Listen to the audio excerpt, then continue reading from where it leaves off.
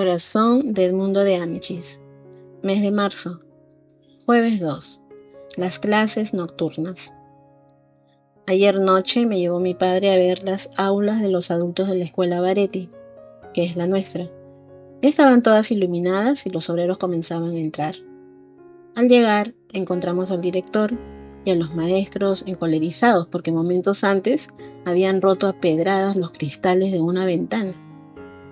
El bedel, precipitándose a la calle, culpó a un muchacho que pasaba, pero Stardi, que vive frente a la escuela, se presentó inmediatamente y dijo: «Este no ha sido, lo he visto con mis propios ojos. Franti ha sido y me ha dicho: ¡ay de ti si hablas!, pero yo no le tengo miedo». El director dijo que Franti sería expulsado para siempre. Entretanto, yo observaba a los obreros que entraban de 2 en 2 o de 3 en 3, y ya habían entrado más de 200. Nunca había visto yo lo hermosa que es una escuela de adultos. Allí estaban mezclados muchachos desde 12 años y hombres con barba, que volvían del trabajo con sus libros y cuadernos. Había carpinteros, polvoristas, fogoneros con la cara negra, albañiles con las manos blancas de cal, mozos de panadería con el pelo enharinado. Se sentía olor a barniz, cuero, pez, aceite, olores de todos los oficios. También entró un pelotón de obreros de la maestranza de artillería, de uniforme, con un cabo al frente. Todos se acomodaban presurosos en los bancos, levantaban el travesaño en donde nosotros ponemos los pies e inmediatamente se inclinaban sobre sus cuadernos. Algunos iban a pedir explicación a los maestros con los cuadernos abiertos. Vi a aquel maestro joven y bien vestido, el abogadito, que tenía 3 o 4 obreros alrededor de la mesa y hacía correcciones con la pluma. También al que es cojo, que se reía grandemente porque un tintorero le llevaba un cuaderno todo manchado de tinta roja y azul. Mi maestro, ya curado, se encontraba allí también. Mañana volverá a la escuela. Las puertas de las aulas estaban abiertas. Me quedé admirado cuando comenzaron las lecciones, al ver la atención que todos prestaban, sin mover siquiera los ojos. Y sin embargo, la mayor parte, decía el director, por no llegar demasiado tarde, no habían ido a casa a tomar siquiera un poco de pan y tenían hambre. Los pequeños, al cabo de media hora de clase, se caían de sueño. Algunos se dormían con la cabeza apoyada en el banco, y el maestro lo despertaba, haciéndole cosquillas en la oreja con una pluma.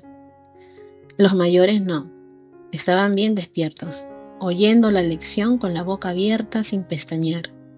Me causaba maravilla ver en nuestros bancos toda aquella gente barbuda. Subimos al piso superior, corrí hacia la puerta de mi aula y me encontré con que mi sitio estaba ocupado por un hombre de grandes bigotes, que llevaba una mano vendada, porque quizá se había hecho daño con alguna herramienta, y que, sin embargo, se ingeniaba para poder escribir muy despacio. Lo que más me agradó fue ver que, precisamente en el mismo banco y en el mismo rinconcito donde se sienta el albañilito, se sienta también su padre, aquel albañil grande como un gigante, que apenas cabe en el sitio, con los codos apoyados en la mesa, el mentón sobre los puños y los ojos fijos en el libro. Y tan atento que no se le oye respirar. Y no era pura casualidad, porque él fue precisamente quien dijo al director el primer día que asistió a la escuela: «Señor director, haga el favor de ponerme en el mismo sitio que ocupa mi carita de liebre», porque siempre llama a su hijo así. Permanecimos en la escuela hasta el final y vimos luego en la calle a muchas mujeres, con los niños abrazados al cuello, que esperaban a sus maridos y que, en cuanto estos salían, hacían el cambio. Los obreros tomaban a sus hijos en brazos, las mujeres los libros y los cuadernos, y así se encaminaban a sus casas. Por algún tiempo la calle estuvo llena de gente y ruido. Luego todo quedó en silencio y no distinguimos ya más que la figura larga y cansada del director que se alejaba. La lucha, domingo 5. Era de esperar. Franti, expulsado por el director, quiso vengarse y aguardó a Stardi en una esquina, a la salida de la escuela, por donde éste había de pasar con su hermana, a quien todos los días va a buscar a un colegio de la calle Doragrosa. Mi hermana Silvia, al salir de su clase, lo vio todo y volvió a casa llena de espanto. He aquí lo que ocurrió. Franti, con su gorra lustrosa de hule, aplastada y caída sobre una oreja, corrió de puntillas hasta alcanzar a Stardi, y para provocarlo, dio un tirón a la trenza de su hermana, pero tan fuerte que a poco más la echa por tierra. La muchachita dio un grito. Su hermano se volvió. Franti, que es mucho más alto y más fuerte que Stardi, pensaba, o se aguanta o le doy 2 cachetes. Pero Stardi no se detuvo a pensarlo y, a pesar de ser tan pequeño y mal formado, se lanzó de un salto sobre aquel grandulón y lo asedió a puñetazos. Pero no podía con él, le tocaba más de lo que él daba. No pasaban por la calle sino algunas niñas. Nadie podía separarlos. Franti lo tiró al suelo, pero él enseguida se puso en pie y vuelta a echársele encima a Franti, que lo golpeaba como quien golpea en una puerta. En un momento le rasgó media oreja, le magulló un ojo y le hizo echar sangre por la nariz. Pero Stardi, duro, no cejaba. «Me matarás», rugía, «pero me la has de pagar». Franti le daba puntapiés y bofetadas. Stardi se defendía a patadas y empellones y hasta con la cabeza. Una mujer gritaba desde la ventana, «¡Bravo por el pequeño!». Otras decían, «Es un muchacho que defiende a su hermana, valor, dale a puño cerrado». Y a Franti le gritaban, «Porque eres mayor, cobarde». Pero Franti también se había enfurecido y le echó la zancadilla. Stardi cayó y el otro encima. «¡Ríndete! ¡No! ¡Ríndete! ¡No!». Y de un empujón se deslizó de entre sus manos y se puso en pie. Aferró a Franti por la cintura y con un esfuerzo furioso lo tiró impetuosamente sobre el empedrado, echándole la rodilla al pecho. «¡Ah, el infame tiene una navaja!», gritó un hombre que corrió para desarmar a Franti. Pero ya Stardi, fuera de sí, le había asido el brazo con las 2 manos y dándole un fuerte mordisco le hizo soltar la navaja y sangrar la mano. Acudieron otros varios, los separaron y los levantaron. Franti echó a correr mal parado.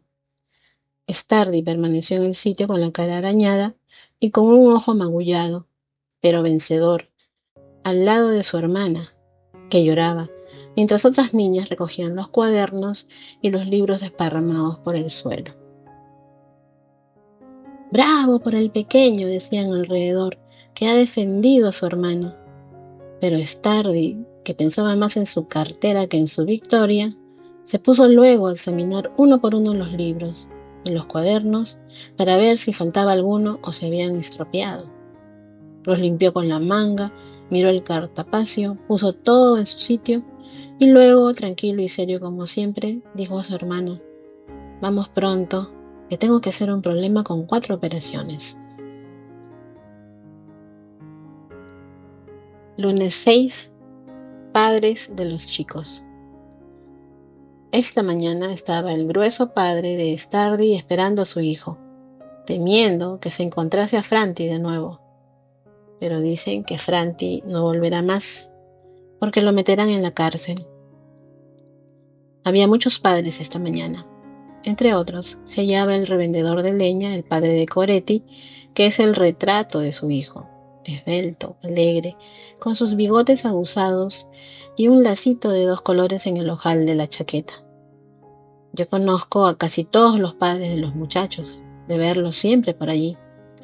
Hay una abuela encorvada con cofia blanca que aunque llueva, nieve o truene, viene siempre 4 veces al día a traer o llevarse un nietecito suyo que va a la clase de primera superior, y a quien quita el capote, se lo vuelve a poner a la salida, le arregla la corbata, le sacude el polvo, lo atusa, le mira los cuadernos. Se ve que no tiene otro pensamiento y que no encuentra nada más hermoso en el mundo. Viene a menudo también el capitán de artillería, padre de Robetti, el niño de las muletas, aquel que salvó de un ómnibus a otro niño.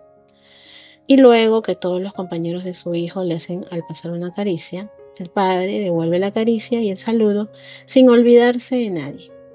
A todos se dirige y cuanto más pobres y peor vestidos van, con mayor alegría les agradece.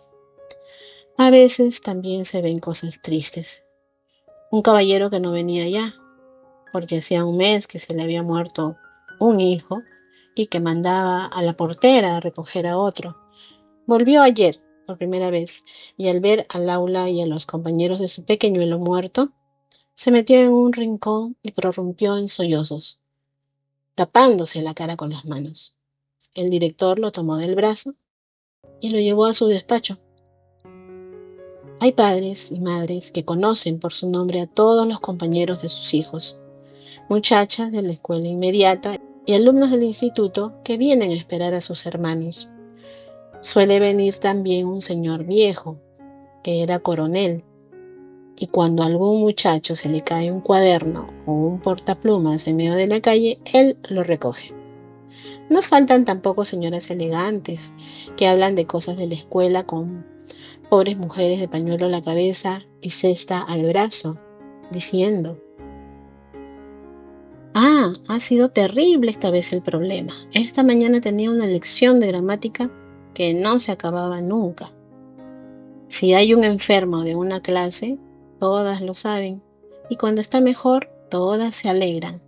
Precisamente esta mañana había 8 o 10 señoras y obreras que rodeaban a la madre de Crossi, la verdulera, pidiéndole noticias de un pobre niño de la clase de mi hermano que vive en su patio y está en peligro de muerte.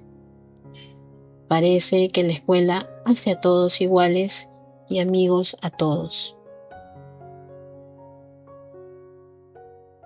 Miércoles 8. El número 78. Ayer tarde presencié una escena conmovedora. Varios días hacía que la verdulera, siempre que Derossi pasaba a su lado, lo miraba y remiraba con una expresión de afecto muy grande. Porque Derossi, desde que hizo el descubrimiento del tintero del presidiario número 78, tomó cariño a Crossi, su hijo, el de los cabellos rojos, el del brazo paralítico. Le ayuda a hacer los trabajos en la escuela, le indica las respuestas, le da papel, plumas y lápiz.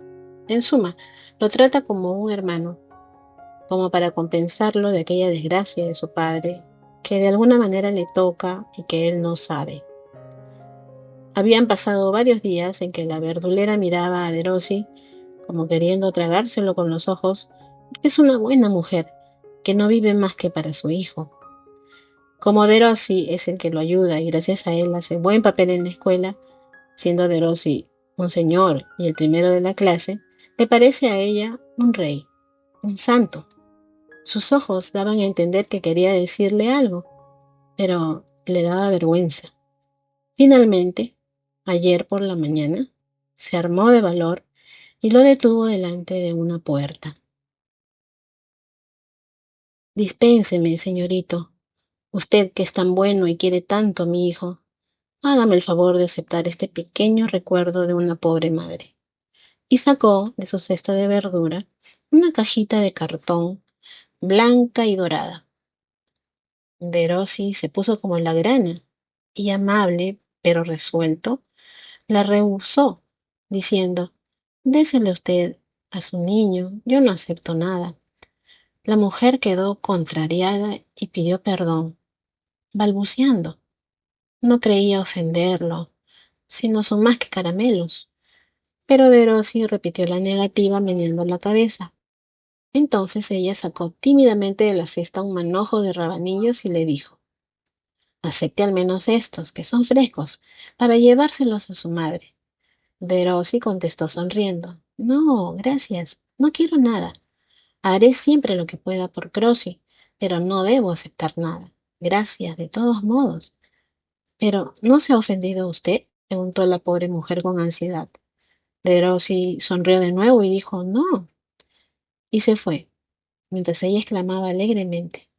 Oh, qué muchacho tan bueno. Nunca he visto otro tan guapo. Todo parecía concluido, pero he aquí que por la tarde, a las 4, en lugar de la madre de Crossi, se le acerca el padre, con su cara mortecina y melancólica. Detuvo a Derossi, y en la manera de mirarlo se comprendía enseguida su sospecha de que Derossi conociese su secreto. Lo miró fijamente y le dijo con voz triste y afectuosa: Usted quiere mucho a mi hijo. ¿Por qué lo quiere tanto? Derossi se puso todo encendido. Habría querido responder: lo quiero tanto porque ha sido desgraciado, porque también usted, su padre, ha sido más desgraciado que culpable y ha expiado notablemente su delito, siendo un hombre de corazón. Pero le faltaron ánimos para decirlo, porque en el fondo sentía temor y cierta repugnancia ante aquel hombre que había derramado la sangre de otro y había estado 6 años preso. Este lo adivinó todo, y bajando la voz dijo al oído, casi temblando, a Derossi: Usted quiere bien al hijo, pero no quiere mal, no desprecia al padre, ¿no es verdad? Ah, no, no, todo lo contrario, exclamó Derossi en un arranque del alma. El hombre hizo entonces un movimiento impetuoso, como para echarle los brazos al cuello, pero no se atrevió, contentándose con tomar entre 2 dedos uno de sus rubios rizos. Lo estiró y lo dejó libre enseguida. Luego se llevó su propia mano a la boca y la besó, mirando a Derossi con los ojos humedecidos, como para decirle que aquel beso era para él. Después volvió a tomar a su hijo de la mano y se fue con paso rápido. Lunes 13. El chiquitín muerto. El niño del patio de la verdulera, que era, como mi hermano, de la sección de primero superior, ha muerto. El sábado por la tarde la maestra del Cati vino muy apenada a dar la noticia al maestro. Inmediatamente Garrone y Coretti se ofrecieron para llevar el ataúd. Era un muchacho excelente. La semana anterior había ganado la medalla. Quería mucho a mi hermano y le había regalado una alcancía rota.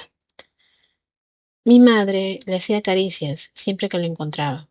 Usaba una gorra con 2 tiras de paño rojo. Su padre es mozo de la estación. Ayer tarde, domingo, a las 4:30 fuimos a su casa para acompañarlo hasta la iglesia. Viven en el piso bajo. Estaban ya en el patio muchos niños de su sección, con cirios, acompañados de sus madres. Había también 5 o 6 maestras y algunos vecinos. Por una ventana abierta vimos a la maestra de la pluma roja y a la señora del Cati que estaban llorando y a la madre del niño que sollozaba fuertemente.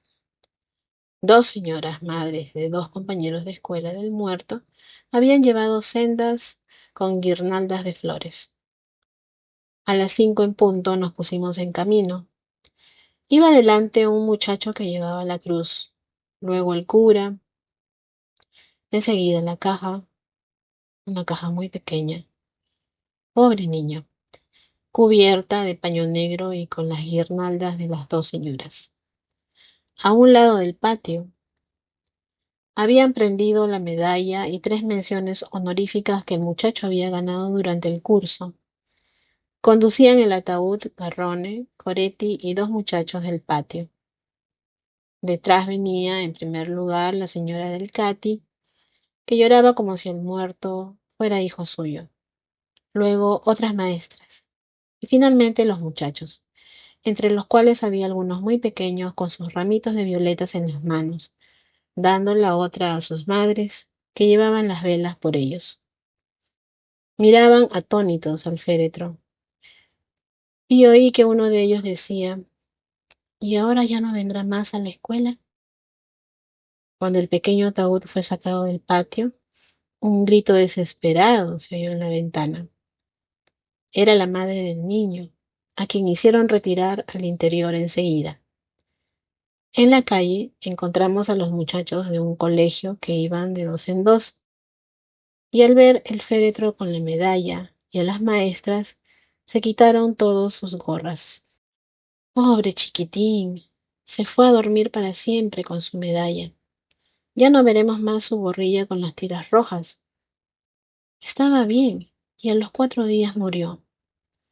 El último hizo un esfuerzo para levantarse y poder escribir su trabajo de gramática, y se empeñó en que le habían de poner su medalla sobre la cama, temiendo que se la quitasen. Nadie te la quitará ya, pobre niño. Adiós, adiós. Siempre nos acordaremos de ti en la sección, Baretti. Ángel, duerme en paz. La víspera del 14 de marzo.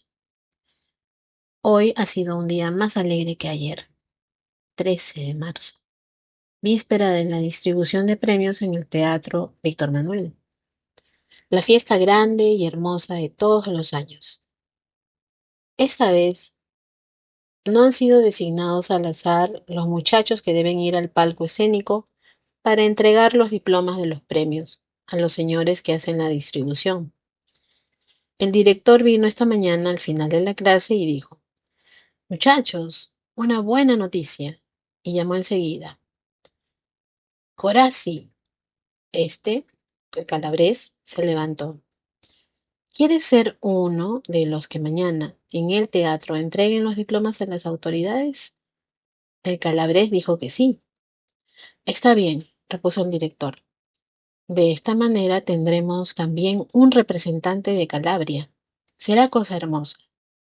La municipalidad este año ha querido que los 10 o 12 muchachos que presentan los premios sean chicos de todas partes de Italia, elegidos de las distintas secciones de las escuelas públicas. Contamos con 20 secciones y 5 sucursales, 7.000 alumnos. Entre tan grande número, no costó trabajo encontrar a un muchacho por cada región italiana. En la sección llamada Torcuato Tasso se encontraron 2 representantes de las islas, un sardo y un siciliano. La escuela Boncompagni dio un pequeño florentino, hijo de un escultor en madera. Hay un romano de la mismísima Roma. En la sección Tomaseo hay vénetos, lombardos. De la Romaña se encuentran varios. Un napolitano, hijo de un oficial, procede de la sección Monviso. Por nuestra parte, damos un genovés y un calabrés. Tú, Corazzi. Con el piemontés serán los 12. Es hermoso, ¿no es verdad? Vuestros hermanos de todas las regiones serán los que os den los premios. Los 12 se presentarán a la vez en el escenario. Acogedlos mañana con nutridos aplausos. Son muchachos, pero representan al país como si fueran hombres. Lo mismo simboliza a Italia una pequeña bandera tricolor que una grande, ¿no es verdad? Aplaudidlos calurosamente. Mostrad que vuestros corazones infantiles se encienden, que también vuestras almas de 10 años se exaltan ante la santa imagen de la patria. Dicho esto, se fue y el maestro añadió sonriente: Por consiguiente, tú, Corazzi, eres el diputado por Calabria. Todos batieron palmas, riendo, y cuando salimos a la calle rodearon a Corazzi. Lo asieron por las piernas, lo levantaron en alto y comenzaron a llevarlo en triunfo, gritando: ¡Viva el diputado por Calabria! Una broma, por supuesto, no para ridiculizarlo, sino para festejarlo, porque es un chico querido de todos. Él no cesaba de reír. Así lo llevaron hasta la esquina, donde se encontraron con un señor de barba negra que también rompió a reír. El calabrés dijo: Es mi padre. Entonces dejaron los compañeros salir con brazos de su padre y se dispersaron en todas direcciones. Martes 14. Distribución de premios. A eso de las 2, el grandísimo teatro estaba repleto. La platea, las galerías, los palcos, el escenario, todo rebosando. Se veían miles de caras de muchachos, señoras, maestros, trabajadores, mujeres de pueblo, niños. Era un movimiento de cabezas y de manos, un vaivén de plumas, lazos y rizos, un murmullo nutrido y jovial que daba verdadera alegría al alma. El teatro estaba adornado con pabellones de tela roja, blanca y verde. En la platea habían hecho 2 escaleras, una a la derecha por la cual los premiados debían subir al proscenio, otra a la izquierda por donde debían bajar después de haber recibido el premio. Delante, en el escenario, había una fila de sillones rojos, y del que ocupaba el centro pendía una linda corona de laurel. En el fondo, un trofeo de banderas. A un lado, una mesa con tapete verde, sobre la cual estaban todos los diplomas atados con lazos tricolores. La orquesta ocupaba su sitio. Los maestros y las maestras llenaban la mitad de la primera galería que les había sido reservada.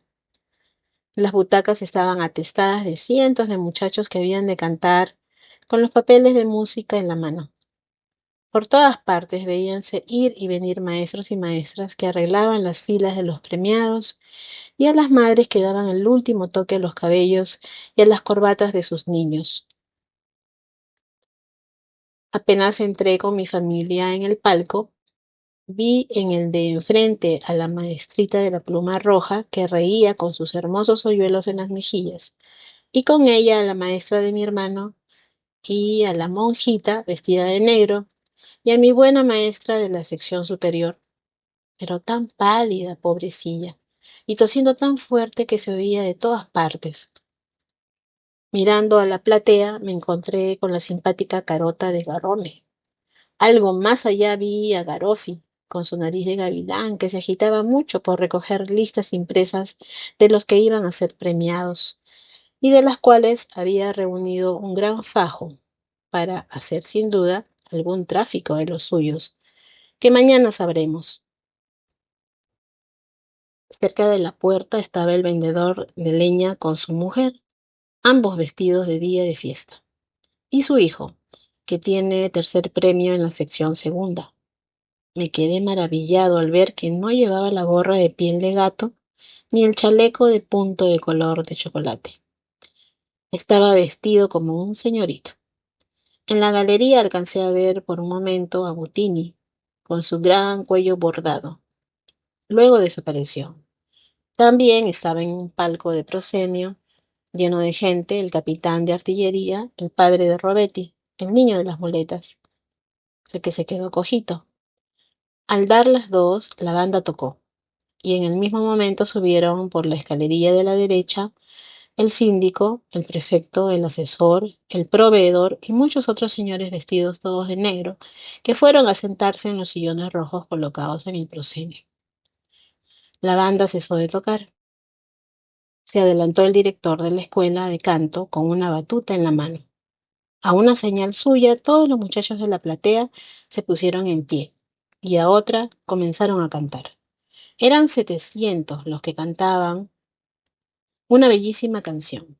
700 voces de muchachos. ¡Qué hermoso coro! Todos escuchaban inmóviles. Era un canto dulce, limpio, lento, que parecía canto de iglesia.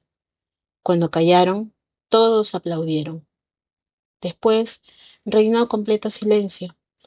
La distribución iba a comenzar. Mi pequeño maestro de la sección segunda se había adelantado ya, con su cabeza rubia y con sus avispados ojos, para leer los nombres de los premiados. Se esperaba que entrasen los 12 elegidos para presentar los diplomas. Los diarios habían publicado ya que serían chicos, pertenecientes a todas las provincias italianas. Todos lo sabían y lo esperaban, mirando con curiosidad al sitio por donde debían entrar.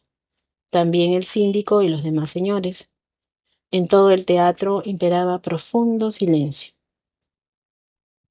De repente, aparecen a la carrera, deteniéndose en el proscenio en forma correcta y sonrientes. Todo el teatro, 3000 personas, se levanta y prorrumpe a la vez en un aplauso que más bien parecía el estallido de un trueno. Los muchachos quedaron como desconcertados en el primer momento. Aquí tenéis a Italia, dijo una voz desde el escenario. Inmediatamente reconocí a Corazzi, el calabrés, vestido, como siempre, de negro. Un señor del municipio, que estaba con nosotros y conocía a todos, se los iba indicando a mi madre.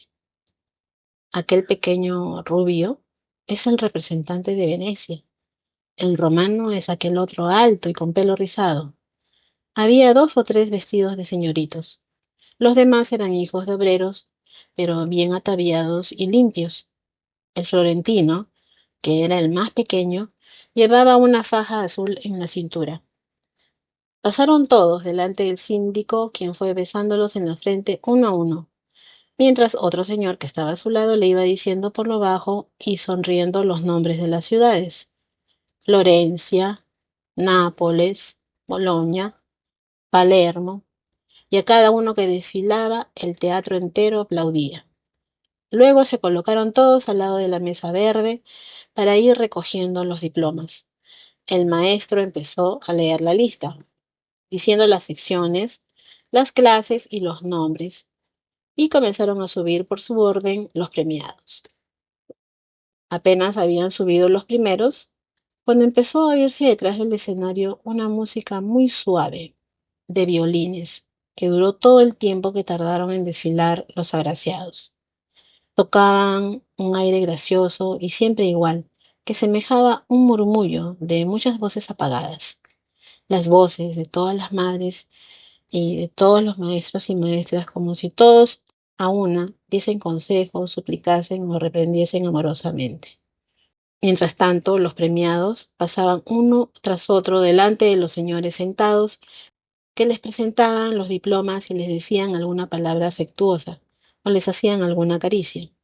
Cada vez que algún pequeñuelo pasaba, los muchachos de las butacas y de las galerías aplaudían. Lo mismo cuando se presentaba alguno de pobre aspecto o que tuviera los cabellos rizados o fuera vestido de encarnado o de blanco. Entre ellos había algunos de la sección primera superior que una vez en el proscenio se confundían y no sabían a qué lado volverse, provocando la risa en todo el teatro. A uno de ellos, que apenas medía 3 palmos, con un gran lazo de cinta encarnada en la espalda, le costó trabajo andar. Se enredó en la alfombra y cayó. El prefecto lo levantó y fue motivo para risas y aplausos generales. Otro resbaló en la escalerilla, yendo a parar de nuevo a la platea. Se oyeron algunos gritos, pero no se hizo daño. Toda clase de fisonomías fueron desfilando. Caras de traviesos, caras de asustados, caras coloradas como las cerezas y caras siempre risueñas. Apenas bajaban a las butacas, los padres y las madres los agarraban y se los llevaban consigo. Cuando tocó la vez a nuestra sección, entonces sí que me divertí. A casi todos conocía. Apareció Coretti, que estrenaba todo el traje con el semblante risueño y alegre, enseñando sus blancos dientes, y sin embargo, quién sabe cuántos quintales de leña había ya repartido por la mañana. El síndico, al darle el diploma, le preguntó qué era una señal encarnada que tenía en la frente, posándole entre tanto una mano en el hombro. Yo busqué en la platea a su padre y a su madre, y los vi que reían, tapándose la boca con las manos. Pasó luego Derossi, vestido de azul, con los botones relucientes y los rizos como de oro, esbelto, gracioso, con la frente alta, tan guapo y tan simpático que le habría dado un abrazo. Todos los señores le hablaban y le dieron un apretón de mano. El maestro pronunció el nombre de Robetti, y vimos avanzar al hijo del capitán de artillería con las muletas. Cientos de muchachos conocían el hecho. La voz se esparció en un abrir y cerrar de ojos y una salva de aplausos y de gritos hizo retemblar el teatro. Los hombres se pusieron en pie, las señoras agitaron sus pañuelos y el pobre muchacho se detuvo en medio del escenario, aturdido y tembloroso. El síndico lo hizo acercarse y le dio el premio y un beso, y tomando del respaldo del sillón la corona de laurel que estaba colgada, la colocó en la almohadilla de una muleta. Lo acompañó luego hasta el palco del proscenio donde estaba su padre, el cual lo levantó en vilo y lo metió dentro, en medio de una gritería indecible de bravos y de vivas. La suave música de los violines continuaba entre tanto, y los muchachos seguían pasando. Los de la sección de la consolata eran casi todos hijos de comerciantes, los de la sección Panchiclia, hijos de obreros, los de la sección Boncompagni, hijos de labradores, muchos de ellos. Los últimos fueron algunos de la escuela Raineri. Apenas concluyó el reparto de premios, los 700 muchachos de las butacas cantaron otro hermosísimo himno. Habló luego el síndico y tras este el inspector de escuelas, que terminó su discurso diciendo: No os salgáis de aquí sin enviar un saludo a los que tanto se afanan por vosotros, a los que os consagran todas las fuerzas de su inteligencia y de su corazón, y que viven y mueren por ustedes. Helos allí. Y señaló a la galería de los maestros. Todos los muchachos de las galerías, de los palcos y de la platea se levantaron, tendiéndoles los brazos a vitorearlos. Los maestros respondieron agitando las manos. La banda tocó otra vez y el público envió su último saludo en un fragoroso aplauso a los 12 muchachos de todas las provincias de Italia que se presentaron en fila en el proscenio con los brazos entrelazados bajo una lluvia de flores. Lunes 20. Litigio. Sin embargo, no es posible que sea por envidia porque él haya alcanzado el premio y yo no, que haya tenido un altercado con Coretti. No fue por envidia, pero hice mal. El maestro lo había colocado a mi lado. Yo estaba escribiendo en el cuaderno de caligrafía, que empujó con el codo, y me hizo echar un borrón y manchar también el cuento mensual, Sangre Romañola, que tenía que copiar para el albañilito que está enfermo. Yo me enfurecí y le solté una palabrota. Él me contestó, sonriendo: No lo he hecho a propósito. Debería haberle creído, porque lo conozco, pero me desagradó que sonriera y pensé: oh, ahora que ha obtenido el premio está ensoberbecido. Y al poco rato, para vengarme, le di tal empujón que le estropeé la plana. Entonces, encendido de rabia, me dijo: Tú sí que lo has hecho de intento. Levantó la mano, que retiró enseguida al ver que el maestro lo observaba. Añadió entonces por lo bajo: Te espero afuera. Yo me quedé en mala situación. La rabia se desvaneció y sentí un verdadero arrepentimiento. No, Coretti no podía haberlo hecho a propósito. Es bueno, pensé. Se me vino a la mente cómo lo había visto cuidar a su madre enferma y la alegría con que luego lo había recibido yo en mi casa y cuánto le había gustado a mi padre. No sé lo que habría dado por no haberle dicho aquella injuria ni cometido semejante bajeza. Se me ocurría el consejo que mi padre me habría dado. ¿Has hecho mal? Sí. Pues entonces pide perdón.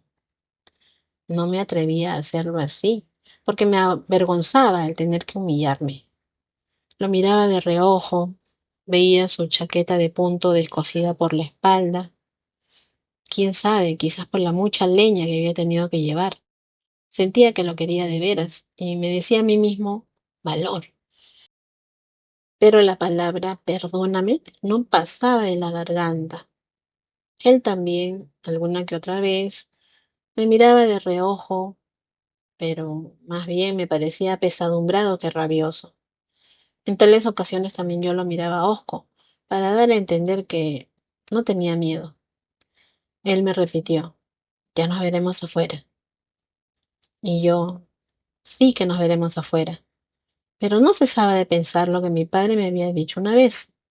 Si no tienes razón, defiéndete, pero no pelees. Y no cesaba de decir para mis adentros, me defenderé, pero no pegaré. Estaba desazonado, triste, no oía lo que decía el maestro.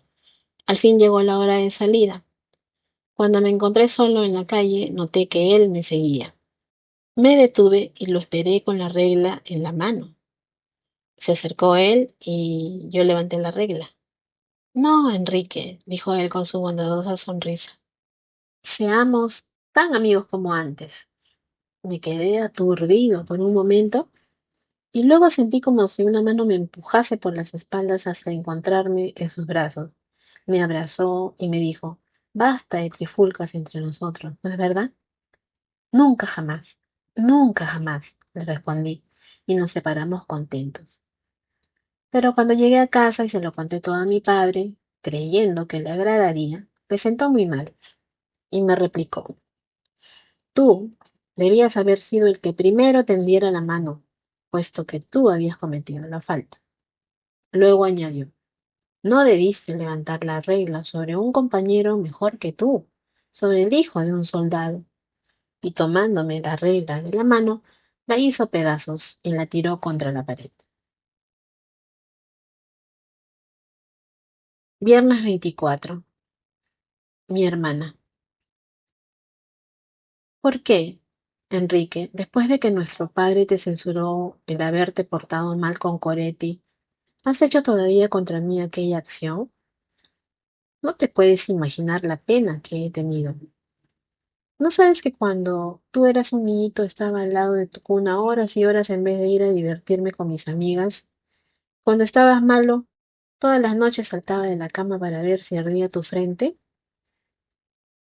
¿No sabes tú que ofendes a tu hermana, que ella haría de madre si una tremenda desgracia nos afligiese y te querría tanto como un hijo? ¿No sabes que cuando nuestro padre y nuestra madre no exista, yo seré tu mejor amiga, la única con quien podrás hablar de nuestros muertos y de la infancia, y que si fuera preciso trabajaría para ti, Enrique, para poder tener pan y hacerte estudiar, y que te querré siempre cuando seas grande, y te seguiré con mi pensamiento cuando estés lejos, sin cesar, porque hemos crecido juntos y tenemos la misma sangre? Oh, Enrique, tenlo por seguro. Cuando seas hombre, si te ocurre una desgracia, si estás solo, estoy segura de que me buscarás y me vendrás a decir, Silvia, hermana, déjame estar contigo. Hablemos de cuando éramos felices, ¿te acuerdas? Hablemos de nuestra madre, de nuestra casa, de aquellos días hermosos tan lejanos. Ah, Enrique, siempre encontrarás a tu hermana con los brazos abiertos. Sí, querido Enrique, y perdóname también el reproche que te hago ahora. Yo no me acordaré de ningún agravio tuyo, ni aun cuando me dieres otros disgustos. ¿Qué me importa? Serás siempre mi hermano. Del mismo modo, no me acordaré de otra cosa más que de haberte tenido en brazos cuando eras niño, haber querido contigo tanto a nuestros padres, haberte visto crecer y haber sido tantos años tu más fiel compañera. Pero escríbeme alguna palabra en este mismo cuaderno y yo pasaré de nuevo a leerla antes de la noche. Entre tanto, para demostrarte que no estoy incomodada contigo, al ver que estabas cansado, he copiado por ti el cuento mensual Sangre Romañola, que tú debías copias para el albañilito enfermo. Búscalo en el cajoncito de tu mesa. Lo he escrito toda esta noche mientras dormías. Escríbeme alguna palabrita cariñosa. Te lo suplico. Tu hermana Silvia. No soy digno de besar tus plantas. Enrique. Cuento mensual. Sangre Romañola. Aquella noche la casa de Ferrucho estaba más tranquila que de costumbre. El padre, que tenía una pequeña tienda de mercería, había ido a Forli de compras. Su madre lo acompañaba con Luisita, una niña a quien llevaba para que el médico la viese y le operase un ojo enfermo. Poco faltaba ya para la medianoche. La mujer que venía a prestar servicios durante el día se había ido al oscurecer. En la casa no quedaba más que la abuela con las piernas paralizadas y Ferrucho, muchacho de 13 años. Era una casita solo con piso bajo, al borde la carretera y como a un tiro de escopeta de un pueblo inmediato, Forli, ciudad de la Romaña. A su lado no había más que otra casa deshabitada, arruinada hacía 2 meses por un incendio, sobre la cual se veía aún la muestra de una hospedería. Detrás de la casita había un huertecillo rodeado de seto vivo, al cual daba una puertecita rústica. La puerta de la tienda, que era también puerta de la casa, se abría sobre la carretera. Alrededor se extendía la campiña solitaria, vastos campos cultivados y plantados de moreras. Llovía y había viento. Ferrucho y la abuela, todavía levantados, estaban en el cuarto que hacía de comedor. Entre este y el huerto había una pequeña habitación llena de trastos viejos. Ferrucho había vuelto a casa a las 11, después de pasar fuera muchas horas. La abuela lo había esperado con los ojos abiertos, llena de ansiedad, clavada en un ancho sillón de brazos en el cual solía pasar todo el día y frecuentemente la noche, porque la fatiga no la dejaba respirar cuando estaba acostada. El viento lanzaba la lluvia contra los cristales. La noche era oscurísima. Ferrucho había vuelto cansado, lleno de lodo, con la chaqueta hecha jirones y un cardenal en la frente, de una pedrada. Venía de estar apedreándose con sus compañeros. Llegaron a las manos, como de costumbre, y por añadidura había jugado y perdido su dinero. Además, se le había extraviado la gorra en un foso. Aun cuando la cocina no estaba iluminada más que por una pequeña lámpara de aceite colocada en la esquina de una mesa que estaba al lado del sillón, la pobre abuela había visto enseguida en qué estado miserable se encontraba su nieto, y en parte adivinó y en parte le hizo confesar sus diabluras. Ella quería con toda su alma al muchacho. Cuando lo supo todo, se echó a llorar. Ah, no, dijo luego, al cabo de largo silencio. Tú no tienes corazón para tu pobre abuela. No tienes corazón cuando de tal modo te aprovechas de la ausencia de tu padre y de tu madre para darme estos disgustos. Todo el día me has dejado sola. Tú vas por pésimo camino, que te conducirá a un triste fin. He visto a otros que comenzaron como tú y concluyeron muy mal. Se empieza por marcharse de casa para armar camorra con los chicos y jugar el dinero. Luego, poco a poco, de las pedradas se pasa a las cuchilladas, del juego a los vicios y de los vicios al hurto. Ferrucho estaba oyendo a 3 pasos de distancia, apoyado en un arca, con la barbilla caída sobre el pecho, el entrecejo arrugado y todavía caldeado por la ira de la riña. Un mechón de pelo castaño caía sobre su frente y sus ojos azules estaban inmóviles. Del juego al robo, repitió la abuela, que seguía llorando. Piensa en ello, Ferrucho. Piensa en aquella ignominia de aquí, del pueblo, en aquel Víctor Mozzoni que está ahora en la ciudad, haciendo vida de vagabundo, que a los 24 años ha estado 2 veces en la cárcel y ha hecho morir de sentimiento a aquella pobre mujer, su madre, que yo conocí, y ha obligado a su padre a huir a Suiza. Piensa en ese triste sujeto a quien su padre se avergüenza de devolver el saludo, que anda en enredos con malvados peores que él, hasta el día que vaya a parar a un presidio. Pues bien, yo lo he conocido siendo muchacho y comenzó como tú.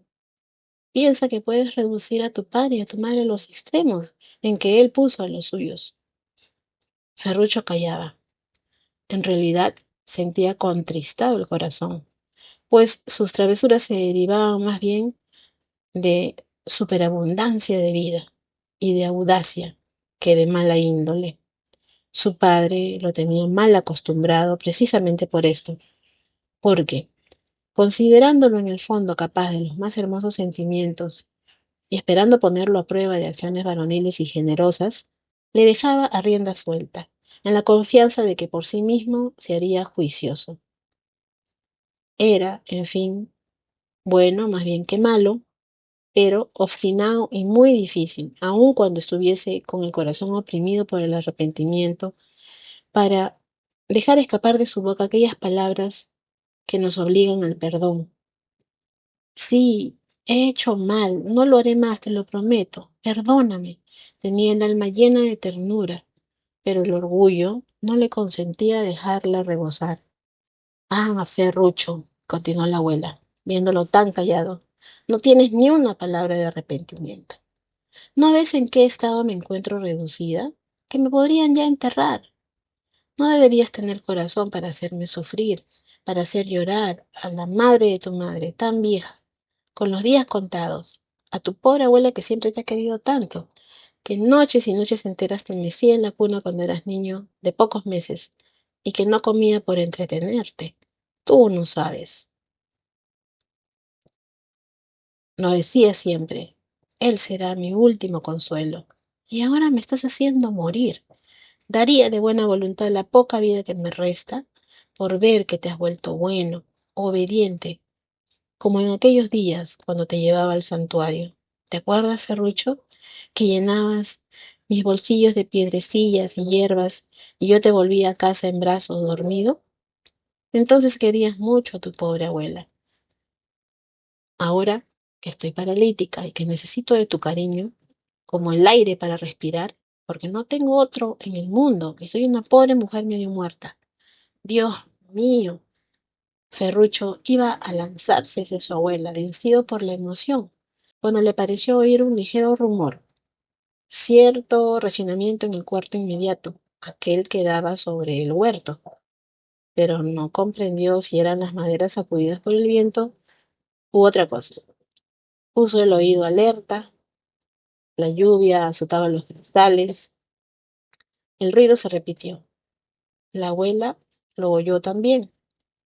¿Qué es? Preguntó, turbada, después de un momento. La lluvia, murmuró el muchacho. Por consiguiente, Ferrucho, dijo la anciana, enjugándose los ojos, ¿me prometes que serás bueno? ¿Que no harás nunca llorar a tu pobre abuela? La interrumpió nuevamente un ligero ruido. No me parece lluvia, exclamó, palideciendo. Ven a ver. Pero, añadió enseguida, no, quédate aquí. Y tomó a Ferrucho de la mano. Los dos permanecieron con la respiración en suspenso. No se oía sino el ruido de la lluvia. Luego ambos se estremecieron. Tanto a uno como a otro les pareció sentir pasos en el cuartito. ¿Quién anda ahí? Preguntó el muchacho haciendo un esfuerzo. Nadie respondió. ¿Quién anda ahí? Volvió a preguntar Ferrucho, helado de miedo. Pero apenas había pronunciado aquellas palabras, ambos lanzaron un grito de terror. Dos hombres entraron en la habitación. El uno agarró al muchacho y le tapó la boca con la mano. El otro aferró a la anciana por la garganta. El primero dijo, silencio si no quieres morir. El segundo, calla, y la amenazó con un cuchillo.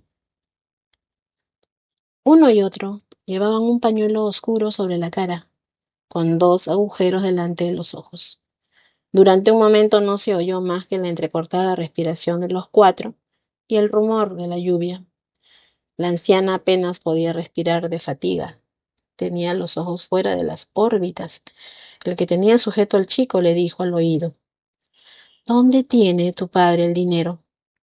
El muchacho respondió con un hilo de voz y dando diente con diente, allá, en el armario. Ven conmigo, dijo el hombre. Lo arrastró hasta el cuartito, teniéndolo apretado por la garganta. Allí había una linterna en el suelo. ¿Dónde está el armario? Preguntó. Ferrucho, sofocado, se lo señaló.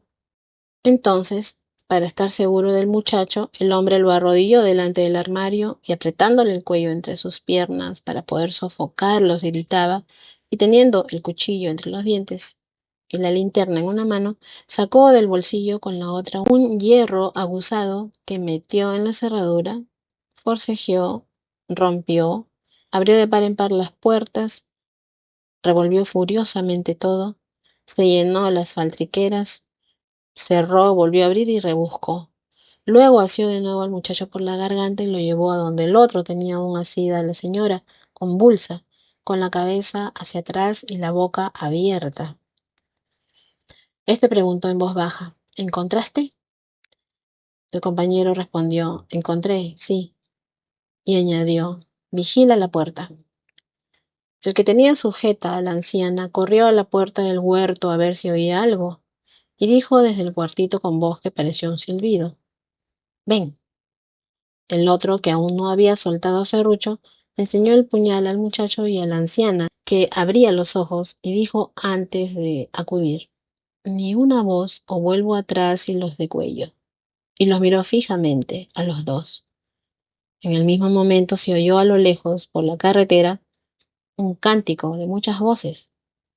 El ladrón volvió rápidamente la cabeza hacia la puerta, y por la brusquedad del movimiento se le cayó el antifaz. La anciana lanzó un grito. Mozzoni. Maldita, rugió el ladrón, reconocido. Tienes que morir. Y se volvió con el cuchillo levantado contra la anciana, que quedó desvanecida en el mismo instante. El asesino descargó el golpe, pero con un movimiento muy rápido, dando un grito desesperado. Ferrucho se había lanzado sobre su abuela y la había cubierto con su cuerpo. El asesino huyó, tropezando con la mesa y derribando la lámpara, que cayó al suelo y se apagó. El muchacho resbaló lentamente de encima de la abuela y cayó de rodillas, y así permaneció, con los brazos rodeándole la cintura y la cabeza apoyada en su seno. Pasó algún tiempo, todo seguía completamente oscuro. El cántico de los labradores se iba alejando por el campo. La anciana volvió de su desmayo. Ferrucho, llamó con voz apenas perceptible, temblorosa. La anciana hizo un esfuerzo para hablar, pero el terror le paralizaba la lengua. Estuvo un momento silenciosa, temblando fuertemente. Luego logró preguntar, ¿ya no están? No, no me han matado, murmuró la anciana, con la voz sofocada. No, está salvada, dijo Ferrucho con voz débil. Está salvada, querida abuela. Se han llevado el dinero, pero mi padre lo había recogido casi todo. La abuela respiró con fuerza. Abuela, dijo Ferrucho, siempre de rodillas y apretándole la cintura. Querida abuela, me quieres mucho, ¿verdad? Sí, Ferrucho, pobre hijo mío, respondió ella poniéndole las manos sobre la cabeza. Qué espanto debes de haber tenido. Santo Dios misericordioso, enciende la luz. No nos quedemos a oscuras, todavía tengo miedo. Abuela, replicó el muchacho, yo siempre he dado disgustos a todos. No, Ferrucho, no digas eso, ya no pienses más en ello. Todo lo he olvidado. Te quiero tanto. Siempre os he dado disgustos, continuó Ferrucho, trabajosamente y con la voz trémula. Pero os he querido siempre. ¿Me perdonas? Perdóname, abuela. Sí, hijo, te perdono de corazón. Piensa si no debo perdonarte. Levántate, niño mío, ya no te reñiré nunca más. Eres bueno, eres muy bueno. Encendamos la luz. Tengamos un poco de valor. Levántate, Ferrucho. Gracias, abuela, dijo el muchacho con la voz cada vez más débil. Ahora estoy contento. Te acordarás de mí, abuela, ¿no es verdad? Te acordarás de mí siempre, de vuestro Ferrucho. Ferrucho mío, exclamó la abuela maravillada e inquieta. poniéndole la mano en la espalda, inclinando la cabeza, como para mirarle la cara. Acordaos de mí, murmuró todavía el niño, con la voz que parecía un soplo. Da un beso a mi madre, a mi padre, a Luisita. Adiós, abuela. En nombre del cielo, ¿qué tienes? Gritó la viejecita, palpando afanosamente al niño en la cabeza, que había caído abandonada a sí misma sobre sus rodillas. Y luego, con cuanta voz tenía en su garganta, gritó desesperadamente: Ferrucho, Ferrucho, niño mío, amor mío, ángeles del paraíso, ayúdenme. Pero Ferrucho ya no respondió. El pequeño héroe, el salvador de la madre de su madre, herido de una cuchillada en el costado, había entregado su hermosa y valiente alma a Dios.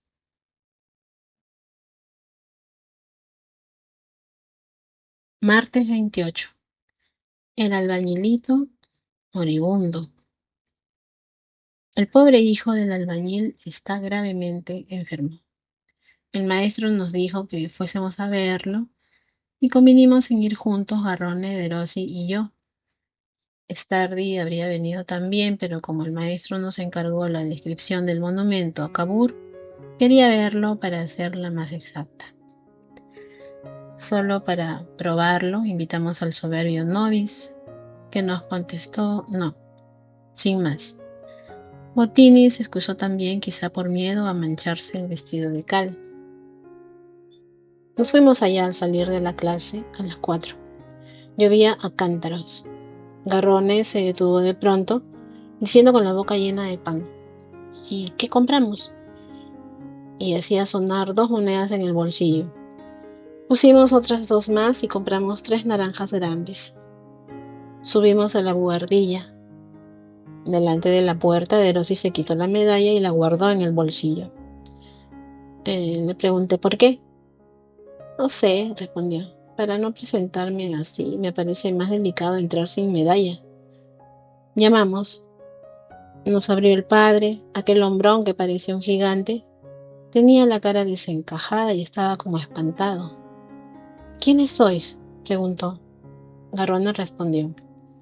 Somos compañeros de clase de Antonio y le traemos 3 naranjas. Ah, mi pobre Toño, exclamó el albañil, moviendo la cabeza. Me temo que no va a probar vuestras naranjas. Y se secaba los ojos con el dorso de la mano. Nos hizo pasar a un cuarto abuhardillado en donde vimos al albañilito que dormía en una cama de hierro. Su madre estaba apoyada en la cama, con la cara entre las manos, y apenas se volvió para mirarnos. A un lado había colgadas brochas, picos, cribas para la cal. A los pies del enfermo estaba extendida una chaqueta de albañil, blanqueada por el yeso. El pobre muchacho estaba flaco, muy pálido, con la nariz afilada y la respiración premiosa.